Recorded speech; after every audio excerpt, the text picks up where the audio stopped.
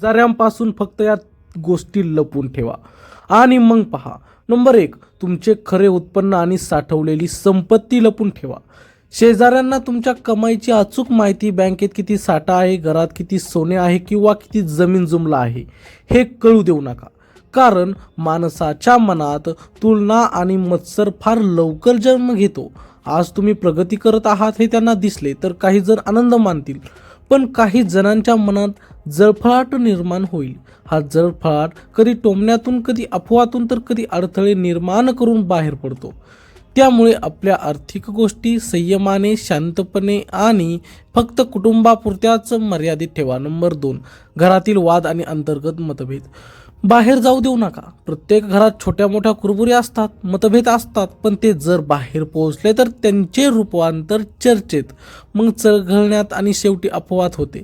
शेजारी काही वेळा तुमच्या वादाला चिघळवण्याचे काम करतात, त्यामुळे घरातला विषय घरातच सोडवा. बाहेर बोलून सहानुभूती मिळेल असे वाटले तरी त्यांची दूरगामी परिणाम घातक ठरू शकतात. नंबर 3, तुमच्या भविष्यातील योजना आणि मोठे निर्णय आधीच सांगू नका.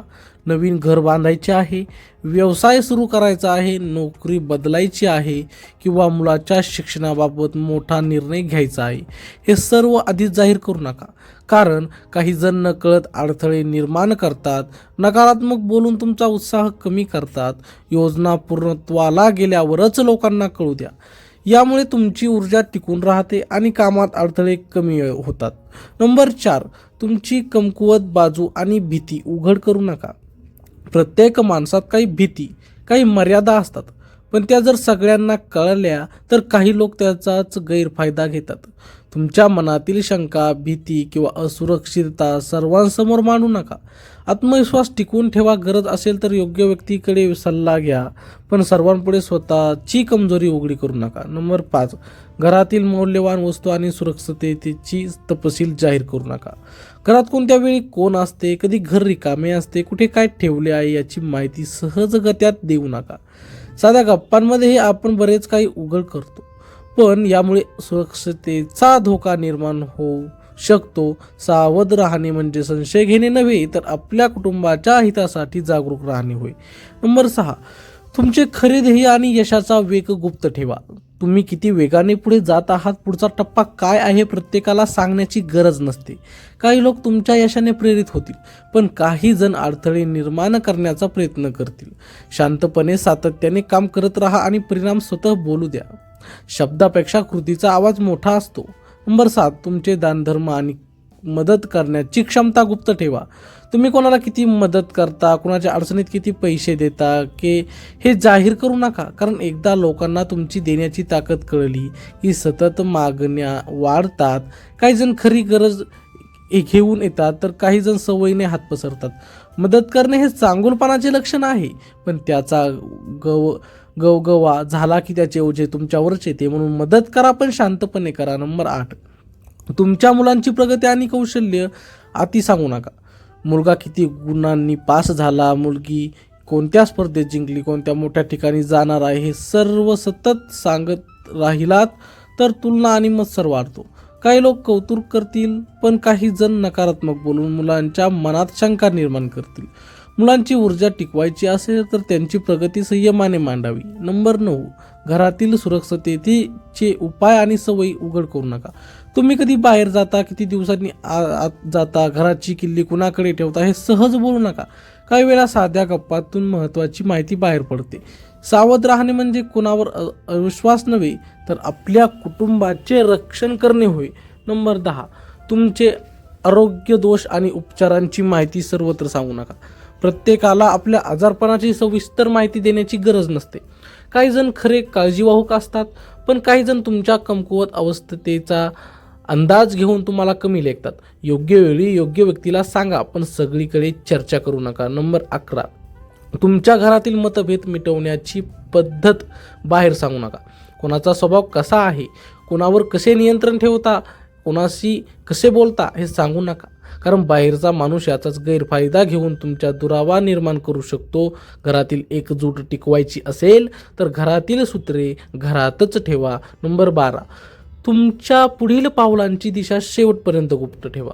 तुम्ही कुठे गुंतवणूक करणार आहात, कोणाशी भागीदारी करणार आहात, कुठे जमीन पाहत आहात, हे पूर्ण होईपर्यंत जाहीर करू नका. अनेक वेळा काम पूर्ण होण्याआधीच चर्चा झाली की अडथळे येतात. शांतपणे काम करा आणि परिणाम दिसल्यावरच लोकांना कळू द्या. नंबर 13, तुमच्या दैनंदिन सवयी आणि वेळापत्रक उघड करू नका. तुम्ही रोज किती वाजता बाहेर पडता, किती वाजता परतता, आठवड्यात कोणत्या दिवशी बाहेर जाता, ही माहिती साधी वाटली तरी ती महत्त्वाची असते. काही लोक तुमच्या सवयींचा अंदाज घेऊन तुमच्याबद्दल अनावश्यक चर्चा करतात किंवा संधी साधतात. म्हणून रोजचे आयुष्य साधेपणाने जगा, पण प्रत्येक गोष्ट सांगण्याची गरज नाही. नंबर 14, तुमचे मनातील मोठे स्वप्न आधीच उघड करू नका. काही स्वप्न ही अंकुरासारखी असतात. त्यांना सुरुवातीला जास्त वारा लागला तर ती वाळून जातात. म्हणून मोठे ध्येय, मोठी उंची गाठण्याची इच्छा हे सर्व आधीच जाहीर करू नका. काही जण हसतील, काही जण निराशा पसरवतील. शांतपणे मेहनत घ्या आणि यश मिळवल्यावरच जगाला दाखवा. नंबर 15, तुमच्या घरातील आर्थिक अडचणी सर्वांना सांगू नका. कधी कधी परिस्थिती कठीण असते, पण ती सर्वत्र सांगितली तर लोकांचा दृष्टिकोन बदलतो. काही जण सहानुभूती दाखवतील, पण काही जण तुमच्याकडे कमीपणाने पाहतील.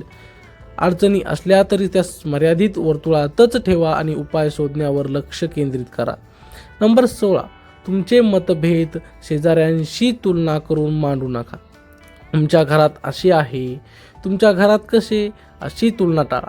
कारण तुलना करणे ही मत्सराचे बीज असते. प्रत्येक घराची परिस्थिती वेगळी असते. आपल्या घराचे प्रश्न, आपल्या घरातील पद्धती यांची चर्चा मर्यादित ठेवा. नंबर 17, तुमच्या विश्वासातील व्यक्ती कोण आहे हे जाहीर करू नका. कोणावर तुम्ही सर्वाधिक विश्वास ठेवता, कोण तुमच्या निर्णयामध्ये सहभागी असतो, हे उघड करू नका.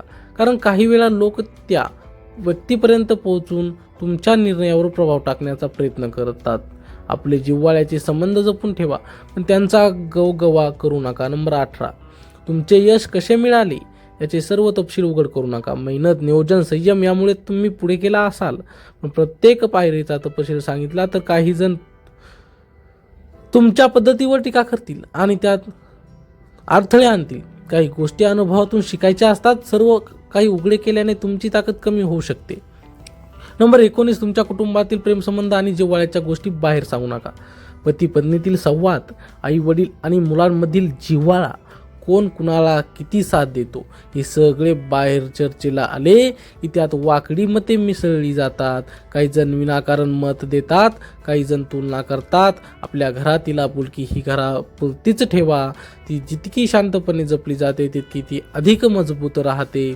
नंबर 20, तुमच्या पुढील खरेदी किंवा मोठ्या वस्तू घेण्याची योजना उघड करू नका.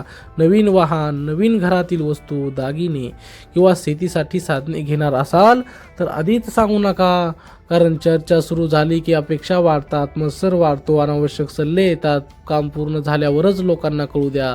नंबर 21, तुमच्या घरातील साठा आणि धान्याची स्थिती सांगू नका. विशेषतः गावाकडील परिस्थितीत धान्य, जनावरे, पिकांची स्थिती याबद्दल जास्त माहिती देऊ नका. कारण काही जण गरजेपेक्षा जास्त अपेक्षा ठेवतात किंवा नजरेचा परिणाम होतो असे लोक मानतात. सावध राहणे हे शहाणपण आहे. नंबर 22, तुमचे वैयक्तिक संबंध आणि कुणाशी मतभेद आहेत हे जाहीर करू नका. तुम्ही कुणावर नाराज आहात, कुणाशी पटत नाही हे सांगितले की काही लोक त्यात अधिक आग लावतात. 2 माणसातील मतभेद तिसऱ्याने ऐकले की त्यात गैरसमज वाढतात. म्हणून वैयक्तिक तक्रारी मर्यादित ठेवा. नंबर 23, तुमच्या कमकुवत आर्थिक काळातील योजना उघड करू नका. जर काही काळ तंगीचा असेल तर आणि तुम्ही त्यातून बाहेर पडण्यासाठी प्रत्येक गोष्ट करत असाल तर त्या योजना आधीच सांगू नका. कारण काही जण नकारात्मकता पसरवतात आणि तुमचा आत्मविश्वास कमी करतात. शांतपणे प्रयत्न करा, परिणाम आल्यावरच जगाला कळू द्या. नंबर 24, तुमच्या आध्यात्मिक साधना किंवा वैयक्तिक श्रद्धा अति सांगू नका. तुम्ही कोणती साधना करता, किती वेळ प्रार्थना करता, कोणत्या पद्धतीने मनशांती मिळवता हे सतत सांगण्याची गरज नसते. कारण श्रद्धा ही वैयक्तिक असते. तिचा गवगवा झाला की वाद निर्माण होतात. श्रद्धा मनात ठेवली की ती अधिक प्रभावी ठरते. तुमचा शेजारी तुमच्यासाठी चांगला आहे की वाईट आहे कमेंटमध्ये नक्की सांगा. चॅनलला सबस्क्राईब करायला विसरू नका. धन्यवाद. लाईक नक्की करा.